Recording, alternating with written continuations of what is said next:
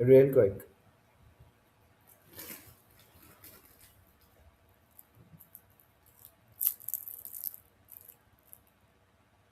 Yeah.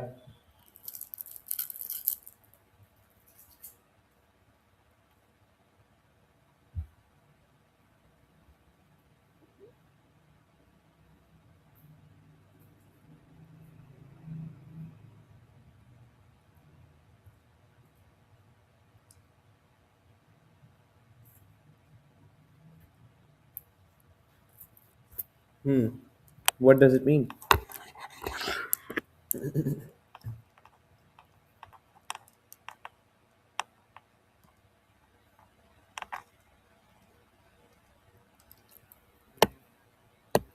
Okay, मैं बताता हूँ. In the world, there are two methods of calculating the cost of costing. One is कि आप सामान खरीदो, उसकी जितनी भी कॉस्ट हो, आप कॉस्ट के बारे में परेशान ना हो. आप उसको खरीदो, उसकी जितनी भी कॉस्ट हो उसमें आप कुछ प्रॉफिट ऐड कर लो and you just calculate the price. सही है. This is possible for unique items और यूनिक सर्विसेज, राइट, जो मार्केट में वैसे अवेलेबल नहीं होता. You can do this. और luxury things, right. But for price competitive markets but for price competitive markets जहाँ पे प्राइसेस मार्केट डिसाइड करती है, नॉट यू, राइट. जहाँ पे आपको प्राइस फिक्स्ड पता है कि भाई ये चीज़ इतने प्राइस पे ही सेल होगी, द प्राइस इज फिक्स्ड. सही है. लेट सपोज मुझे कोई चीज़ पता है $80 की सेल होती है, तो वो 80 की ही होगी, the price is fixed.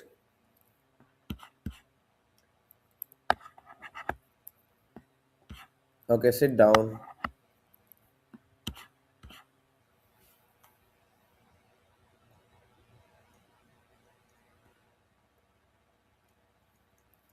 Okay, so अगर मुझे प्राइस पता है कि the price is fixed, then I have to calculate a target cost. कि ठीक है, फिर सी प्रॉफिट अर्न करने का दो तरीके होते हैं. या तो आप सेलिंग प्राइस इंक्रीज कर दो, आप कॉस्ट के बारे में फिक्र ना करो, क्योंकि यू नो कि you can charge any amount for the service you are providing because it is unique. So you can follow cost plus pricing method then, because I know कि जो मैं ऑफर कर रहा हूँ वो कोई ऑफर नहीं कर रहा.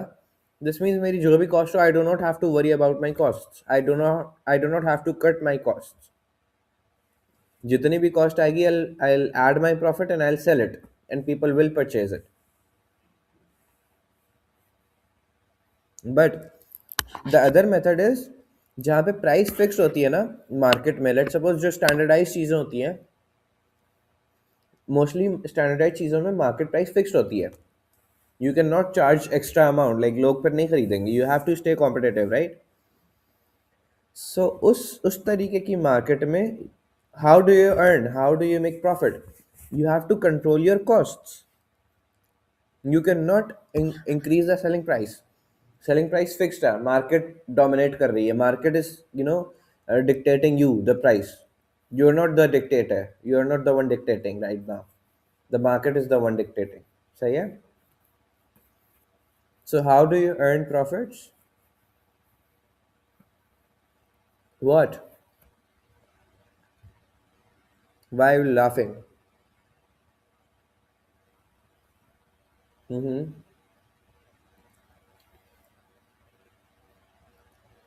Oh, okay. So, okay. So, जहाँ पे मार्केट प्राइस डिक्टेट करती है ना, वहाँ पे आप प्राइस को इंक्रीज नहीं कर सकते, बट आप अपनी कॉस्ट को कम कर सकते हो. This is how you earn profit in these kind of markets. तो टारगेट कॉस्टिंग में हम क्या करते हैं. It involves setting a target cost by subtracting a desired profit from a competitive market price. हमें पता है कि $80 is a competitive market price, इससे ज़्यादा हम चार्ज कर ही नहीं सकते. मार्केट में ये चीज़ ऑलरेडी इतने की सेल हो रही है. मैं $90 प्राइस चार्ज करूंगा तो कोई भी मुझसे नहीं लेगा. तो इसका हल क्या है कि मैं अपनी कॉस्ट को ऐसे सेट करूं कि भाई लेट्स सपोज मुझे $20 तो अर्न करने ही है, करना है पर यूनिट, राइट? तो दिस मीन्स मेरी कॉस्ट शुड बी $60। मेरी कॉस्ट 60 से ऊपर नहीं जानी चाहिए, क्योंकि $80 में वो चीज़ सेल होगी, 80 से ऊपर सेल नहीं हो सकती, और $20 मुझे अर्न करना ही करना है। This should be my profit. तो टारगेट कॉस्ट मेरी कितनी है? 60। इससे ऊपर मेरी कॉस्ट गई तो मेरा प्रॉफिट कॉम्प्रोमाइज होना शुरू हो जाएगा, और मैं अपना target profit, desired profit calculate नहीं कर पाऊंगा, सॉरी अर्न नहीं कर पाऊंगा, right? So this is target costing. अब सी, हमने टारगेट कॉस्ट कैलकुलेट कर ली किसी चीज़ की $60।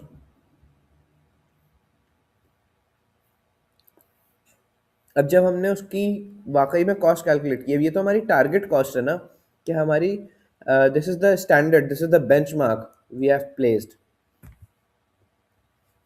कि इतनी कॉस्ट होनी चाहिए। एक्चुअल में तो कुछ और होगी ना, हो सकता है इससे ज़्यादा हो सकता है इससे कम हो।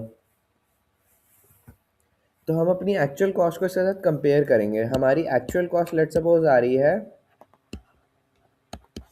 62 या $63। दिस मीन्स हमें $3 से अपनी कॉस्ट को कम करना है, because it is above the target for now. हमारी cost should be 60 maximum. Do you understand? So these $3 we have to remove anyhow. This $3 is called cost gap. What is it called? Cost gap. So ये इन्होंने explanation दी हुई है, मैं इसकी base पे नहीं जाऊँगा। मैं एक बेसिक ओवरव्यू दे देता हूँ। कॉस्ट प्लस प्राइसिंग सिस्टम पहले ये बता रहे हैं कि जहाँ पे you do not worry about the cost, you just get the thing, बना लो, कॉस्टिंग जो भी है उसमें प्रॉफिट ऐड करो, उसको सेल कर दो।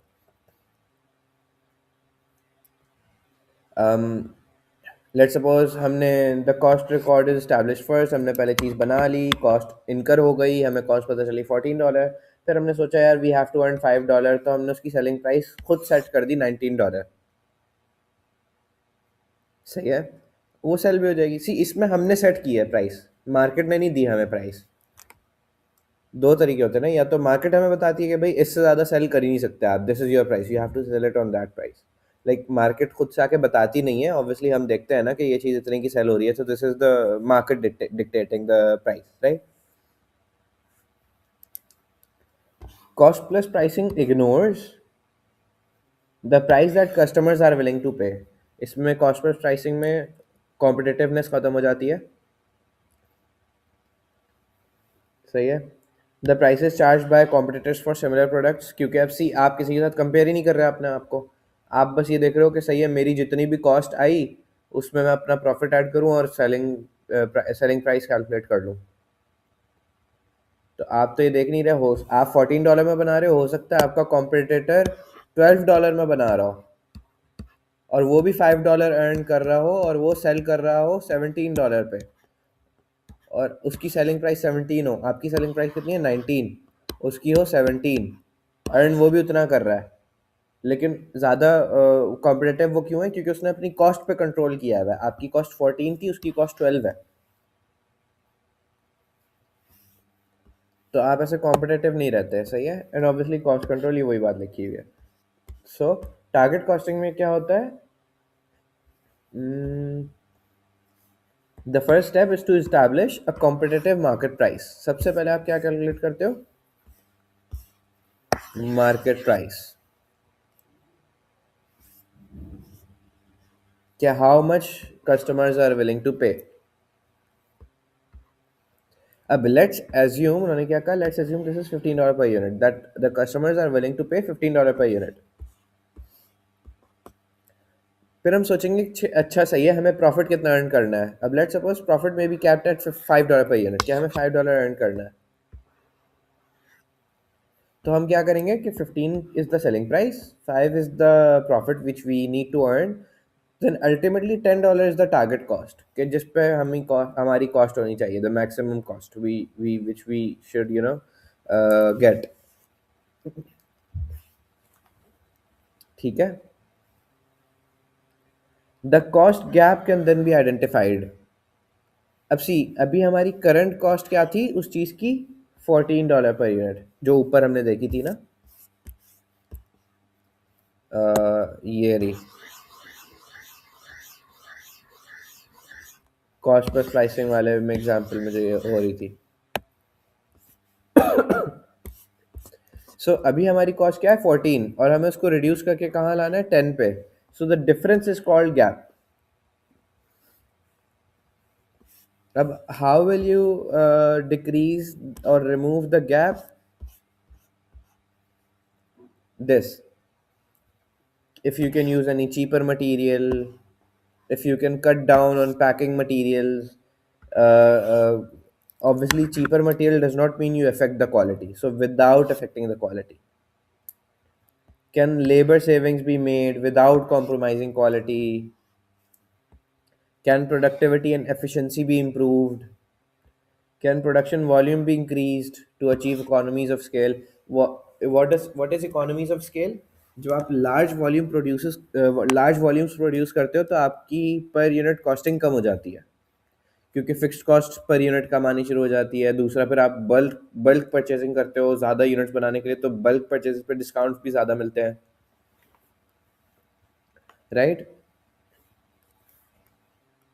Cost savings could be made by reviewing the supply chain. आप अपने प्रोसेसेस को देख लो कि उनमें कहीं कॉस्ट सेविंग हो सकती है. लेट्स सपोज आप फॉर एग्जांपल अब टोयोटा की एग्जांपल लेते हैं.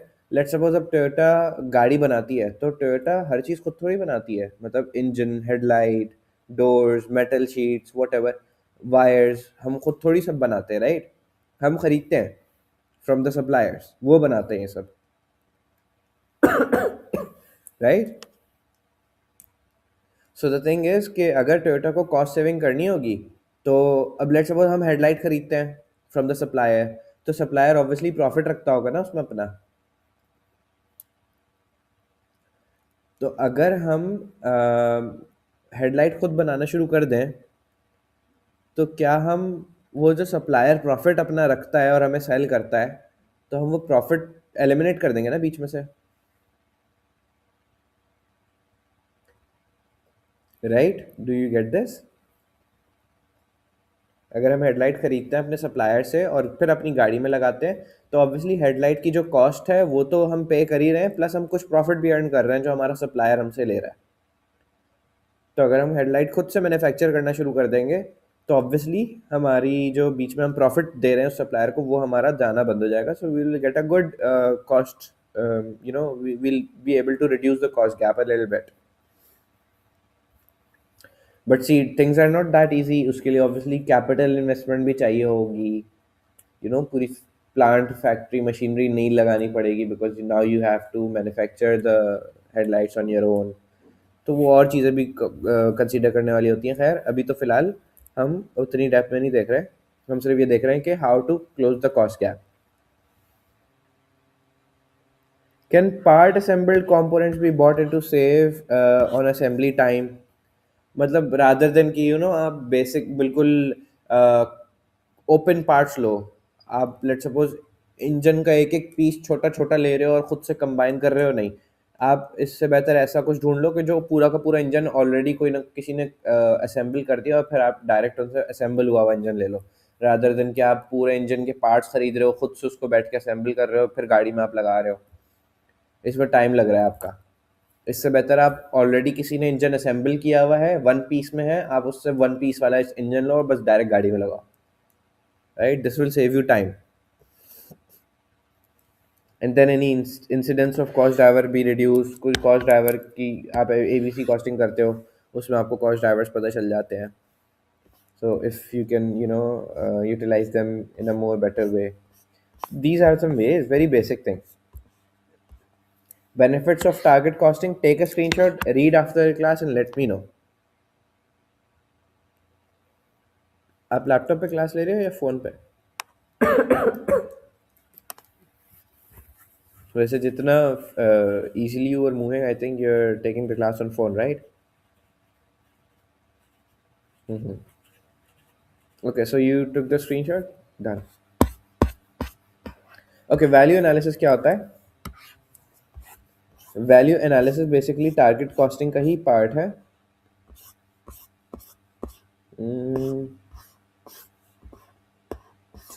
नो, इतनी जल्दी क्या है, wait. So sorry. Okay, so what is value analysis? Value analysis is basically आप अपने प्रोडक्ट में देखते हो कि किस किस टाइप के फीचर्स, क्या क्या चीज़ें ऐड की हुई हैं, और अगर कोई उसमें से यूजलेस चीज़ें हैं तो उनको आप रिमूव करते हो. सही है. It's simple words, this is what it is. Value analysis and value engineering help to design products that meet customer needs at a lower cost while assuming the required standard of quality and reliability. चीज़ एक ही है, word दो अलग अलग है. मतलब क्या है? Value analysis means existing products में ये चीज़ करना. वैल्यू इंजीनियरिंग मीन्स उन प्रोडक्ट्स में ये चीज़ करना जो अभी तक आपने इंट्रोड्यूस नहीं कराया है, प्रोड्यूस नहीं कराया है. सही है.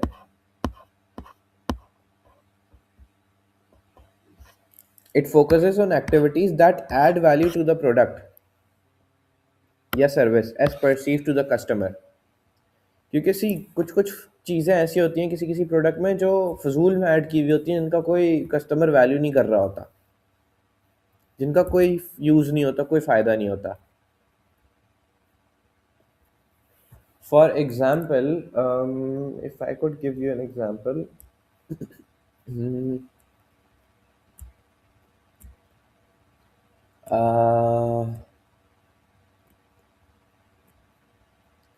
मेरे माइंड में अभी कोई अच्छी एग्जांपल आ नहीं रही, लेकिन इसकी बड़ी मज़े की एक दो एग्जांपल्स हैं real life.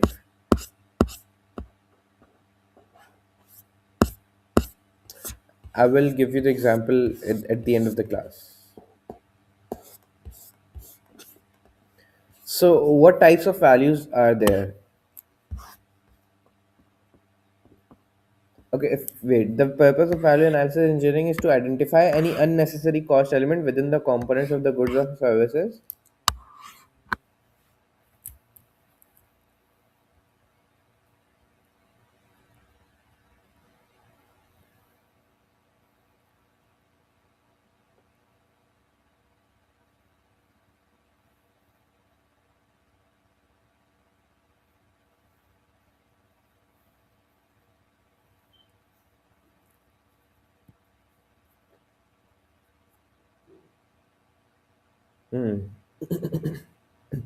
So, I heard it.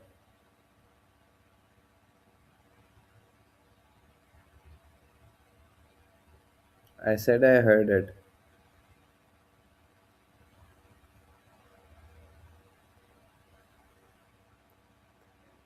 What do you like cold?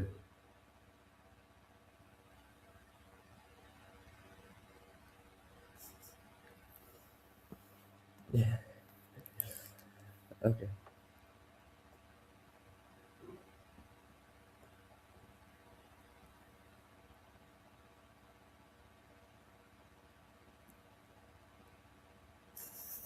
Okay. Okay. So yeah, I was saying कि value analysis का purpose क्या है? To identify any unnecessary cost. सही है. Because of any feature which is added in the product and it does not add value. What types of value are there? Cost value, obviously the cost incurred by the company in making the product. Exchange value, the amount of money that sorry, the amount of money that consumers are willing to exchange to obtain the ownership of the product means obviously price. Use value कि वो obviously उसकी कितनी अच्छी functionality है. For example, a basic small car, it provides you a personal transport at a competitive price, right? there are different values to different things na कि if you buy a Lamborghini, then obviously you're not just buy it does not just provides you the value of being able to travel here and there from one place to another. वो सिर्फ इतनी value आपको provide नहीं कर रही, it provides you with the status value, right? So that is esteem value. This relates to the status or regard associated with the ownership. Products with high esteem value will often be associated with premium or even price skimming prices. What is price skimming prices? Means high prices. सही है. So there are various different kinds of values. These were the values. Now functional analysis. एक second. इसको इसको summarise करा लेते हैं अभी chat GPT से. अभी क्लास के एंड में मैं आपको समराइज करा देता हूँ. और एक सेकेंड वेट बट ओके. जो दो चीज़ें आप मुझे याद रखना, एक तो फंक्शनल एनालिसिस को समराइज कराना है, दूसरा आपको ये जो वैल्यू लेस फीचर्स होते हैं ना, जिनको रिमूव कर दें तो वैल्यू मतलब उस चीज़ की कॉस्ट कम हो जाती है बट उसकी वैल्यू उतनी रहती है. जो असल काम उसका होता है वो फिर भी वो कर रहा होता है प्रोडक्ट. मुझे इसकी आपको एग्जांपल देनी है. ये दो चीज़ें आप मुझे याद दिलाना अभी क्लास के एंड में, सही है? Target costing and service organization बस खत्म होने वाला है, don't worry.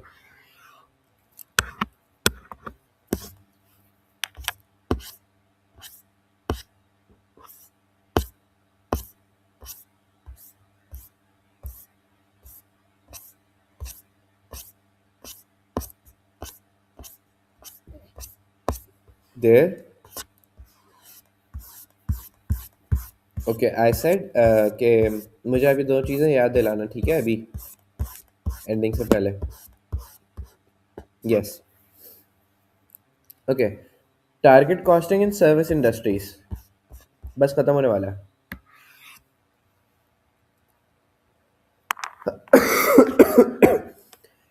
Sorry. So target costing is as relevant to service sectors as the manufacturing sector. Key issues is similar कि obviously मार्केट में कुछ सर्विसेज होती हैं जिनकी प्राइसेस फिक्स्ड होती हैं, so you have to calculate your target cost के आपकी कॉस्ट मैक्सिमम कितनी होनी चाहिए so that you could earn your desired profit. For example, a firm of accountants was asked to bid for a new client contract. मैं आपको इसको छोड़ो, मैं आपको बेसिक सी एग्जांपल दे देता हूँ. हमारी फैक्ट्री में मतलब कंपनी में पीएनसी होती है. क्या होती है? Yes. What is PNC? Price negotiation committee. सही है. Negotiation committee. Negotiation committee. इसमें होता क्या है? It's very interesting. मैं बड़े शौक से जाता हूँ. It's very interesting and enjoyable activity. इसमें होता कुछ भी नहीं है. कोई भी हमें जब काम कराना होता है, कुछ भी ख़रीदना होता है, सो दो तीन अलग अलग सप्लायर्स को बुलाया हुआ होता है, दो तीन अलग अलग सप्लायर्स की कोटेशन ली हुई होती है और सबसे हम बैठ के बार्गेनिंग करते हैं कि भाई ये तो महंगा है, इसमें से पैसे कम करो, इसमें से पैसे कम करो, एंड देन हम किसी एक को ऑर्डर दे देते हैं. So this is what PNC is. So like जब भी कुछ खरीदना होता है, whenever we have to place an order, it happens.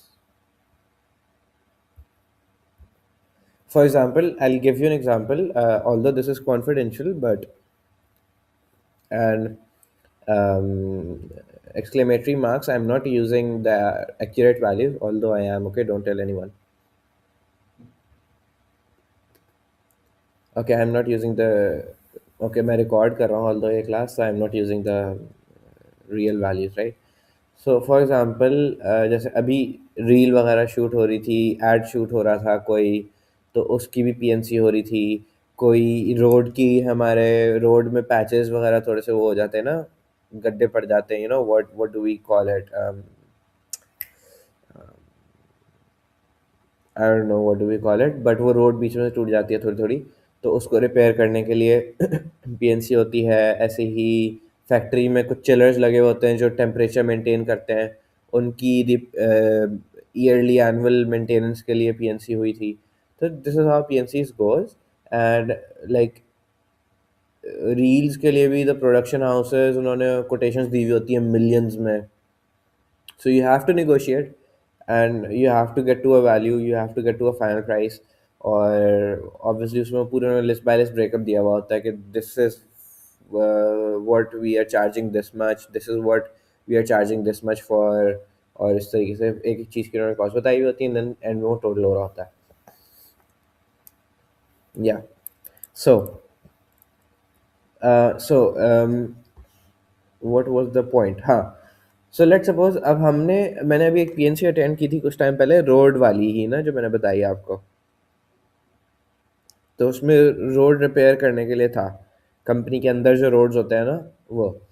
So the thing is कि अब 3 वेंडर्स आए थे अलग अलग, और ऑब्वियसली तीनों को पता था, and this is a service right, they are repairing the road for us.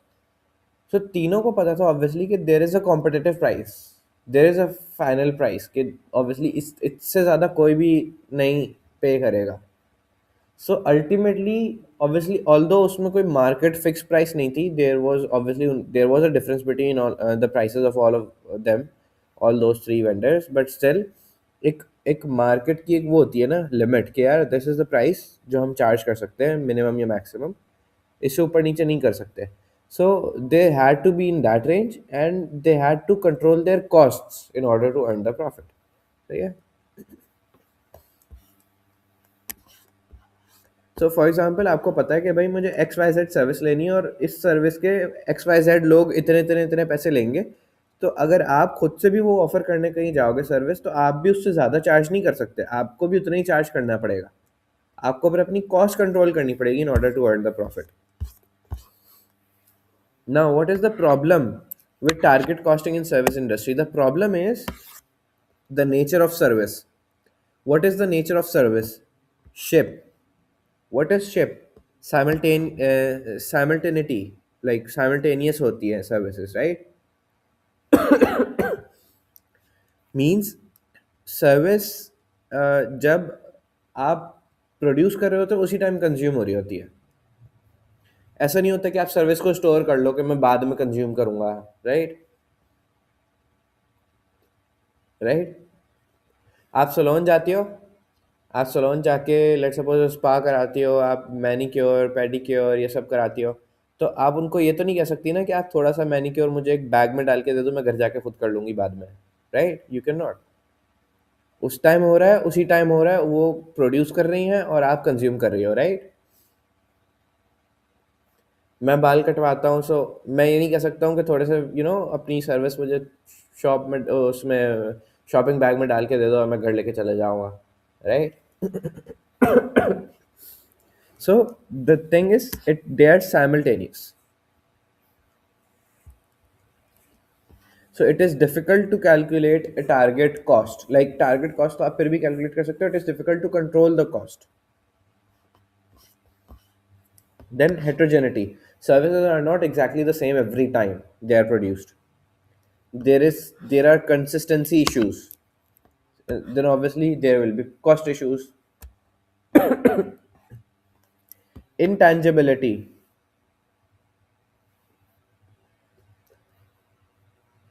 and then perishability. के services are not they do not have longevity, right? एक second. So these 4 things make it difficult for target costing to be used in service industries, service sector. क्योंकि सी manufacturing जो goods की industry होती है, जो physical goods की industry होती है, उसमें तो आप फिर भी अपनी कॉस्ट वगैरह को कंट्रोल कर सकते हो, चीज़ें प्रोड्यूस करके आप स्टोर कर रहे हो सारी चीज़ें, सो you can control. But service में आप अभी काम कर रहे हो, अभी कॉस्ट लग रही है, इट्स नॉट लाइक आपने थोड़ा सा काम किया फिर आपने देख लिया अच्छा कॉस्ट ज़्यादा लग रही है, आपने फिर उसको कंट्रोल, लाइक जहाँ पे आप कुछ बना रहे हो, if you are manufacturing a good, physical good, वहाँ पे आप देख सकते हो कि यार लेट सपोज 10 दिन गुजर गए, 10 दिन में हमने बहुत ज़्यादा खर्चा कर दिया है, तो अब जो है ना रिमेनिंग 20 डेज एक्सपेंसेस को कंट्रोल करो। बट सर्विस में तो आपने कर दिया, खर्चा तो गया वो उसी time, like you know you are producing at the same time, it's being consumed at the same time. Okay, now let's go to the last thing, ChatGPT. एक second.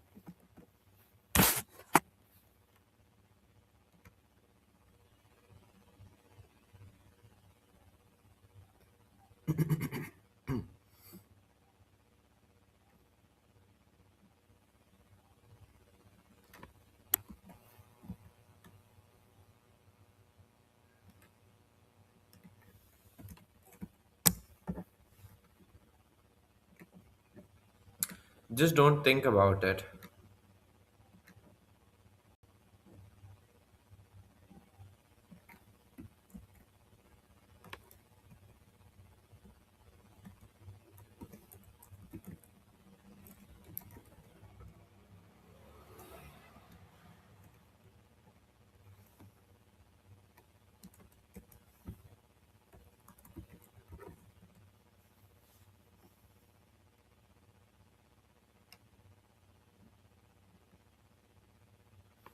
Can you see it?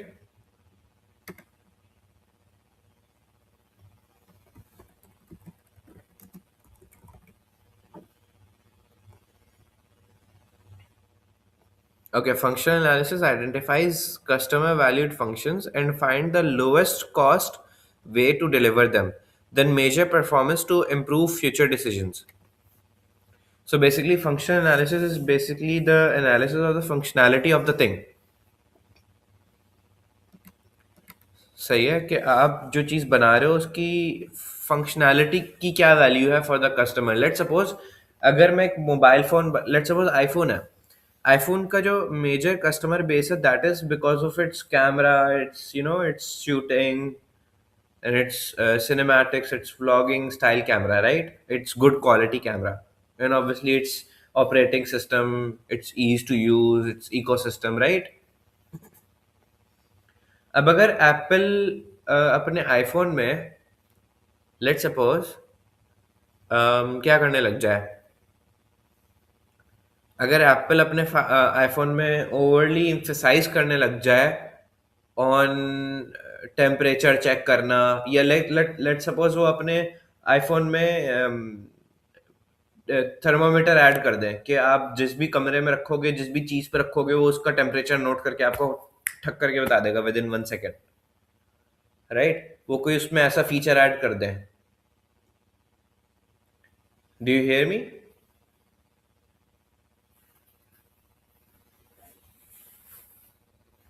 Do you hear me? हाँ, I was saying कि do you know why iPhone is it has an esteemed value amongst its customer base? Why do they value it?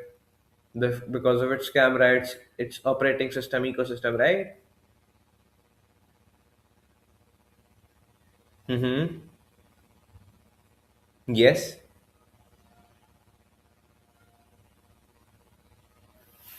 Yes. अब आप मुझे एक बात बताओ, अगर iPhone let suppose अभी कितने $1,400 का है, let suppose the top variant, right? Let suppose iPhone 18 में एप्पल क्या करता है, एप्पल उसमें थर्मामीटर का फीचर ऐड करता है, लाइक फिजिकल, और उसके बैक कवर पे जो है ना वो थर्मामीटर सेंसर्स लगा देते हैं, वेरी एक्सपेंसिव, और उसमें वो ये मार्केटिंग करते हैं कि इसको आप जिस भी चीज़ पे रखोगे ना ये उसका टेम्परेचर मेजर करके आपको विद इन अ सेकेंड बता देगा और एक्यूरेट बताएगा। तो आप मुझे ये बताओ, और ये उन्होंने फीचर ऐड किया एक, और उन्होंने प्राइस कर दी 1400 से 2000, लाइक $600 उन्होंने इंक्रीज कर दिया, which is a good increase, which is a like 50% increase almost. So do you think will this feature bring value to its customers? Do they use iPhone for as a thermometer, like for measuring temperature of the things? Then this will be a disaster. Like this will be a functional, you know, functional disaster for the iPhone, right? एक second, अब मैं इससे further any real world example ले लेते हैं.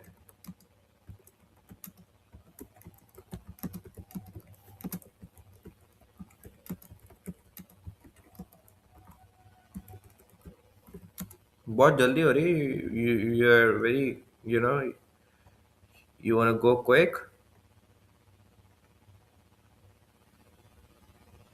No, you are not missing anything. ये भी बड़ी इंपॉर्टेंट बात हो रही है. My words are equally valuable.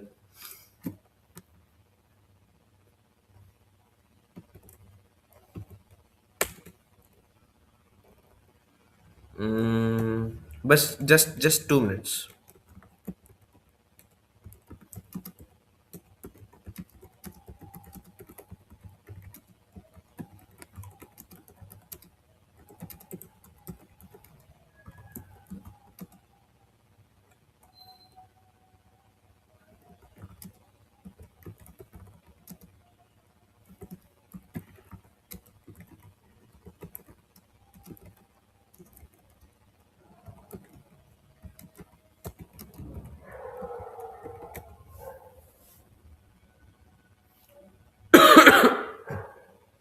Oh C.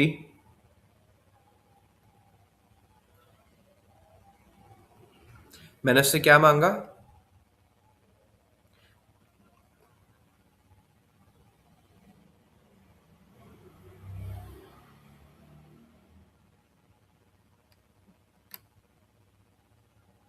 Okay, so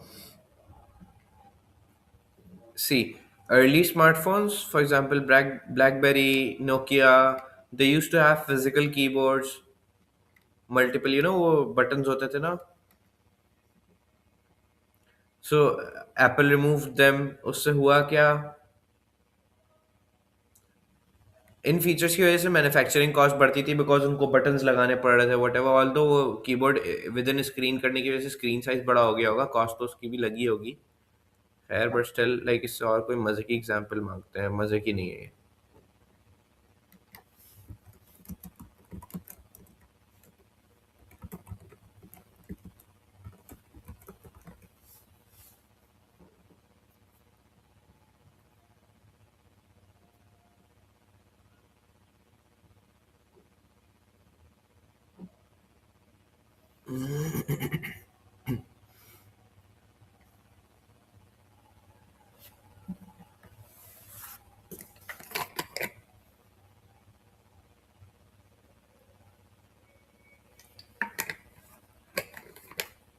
या मैं यही सोच रहा था कि this you will understand perfectly.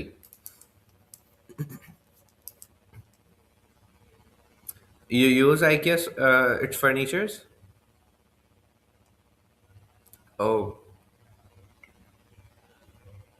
majority of the things in your house you have IKEA.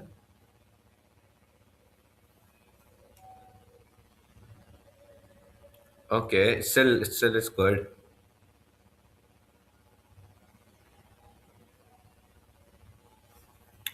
And I've heard IKEA mein there is no window, no wall clock, nothing. Like you go inside and you just keep roaming around. And no,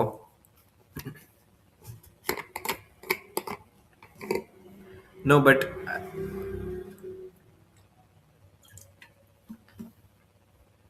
I do know about IKEA because काफी time पहले there were some relatives of mine जो IKEA का सामान यहाँ पे import करते थे, and he had a business over here. और उनके साथ अम्मी ने भी पार्टनर किया था, और कुछ टाइम अम्मी ने भी उनके साथ वो काम किया था, business. So she had a little small business of crockery. No, crockery. और उनका एक स्टूल होता है, वो हमारे पास अभी भी है. और कुछ उनकी क्रॉकरी, कुछ वो जो डब्बे होते हैं ना, मतलब फूड कंटेनर्स, वो भी है कुछ. यस, वो ग्रीन कलर के होते हैं. हैव यू सीन देम, जिनकी ग्रीन लिड होती है? ट्रांसपेरेंट फूड कंटेनर्स होते हैं जिनकी ग्रीन लिड होती है.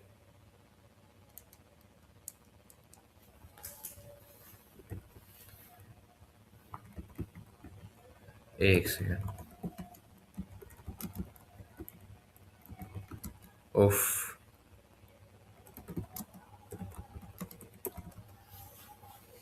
that's a lot. Okay, I'll show you. I was talking about these boxes. Have you seen these ones? Yes, ये वाले हैं हमारे पास. है.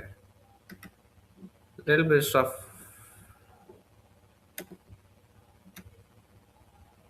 Yes, they don't break. They don't give up.